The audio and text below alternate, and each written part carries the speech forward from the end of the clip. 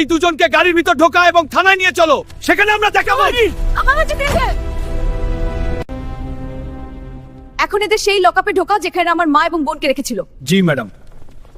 সকালের নরম আলোয় যখন গ্রামের পথগুলো এখনও ঘুম ভাঙেনি, ঠিক তখনই এক অসহায় মা মেয়ের জীবনে নেমে এলো অকল্পনীয় অত্যাচারের ছায়া।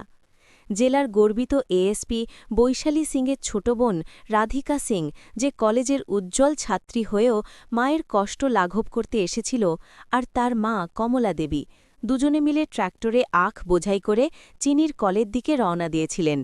এ যেন সাধারণ মানুষের সংগ্রামের এক ছোট্ট ছবি, কিন্তু এই ছবিতেই লুকিয়েছিল এক ভয়ানক ঝড়ের সূচনা। কে জানত এই নিরীহ যাত্রা শেষ হবে পুলিশের নির্মম অহংকার আর অমানবিকতার শিকার হয়ে, এবং শেষ পর্যন্ত সেই অহংকারের পতন ঘটাবে সেই একই ব্যবস্থার এক সৎ অফিসারের হাতে, যার রক্তে মিশে আছে একই পরিবারের ভালোবাসা ও ন্যায়ের আগুন। আপনাদের ভালোবাসা আর সমর্থন ছাড়া এই পথ চলা সম্ভব নয়, তাই অনুরোধ রইল চ্যানেলটি সাবস্ক্রাইব করে আমাদের পরিবারে যুক্ত হন।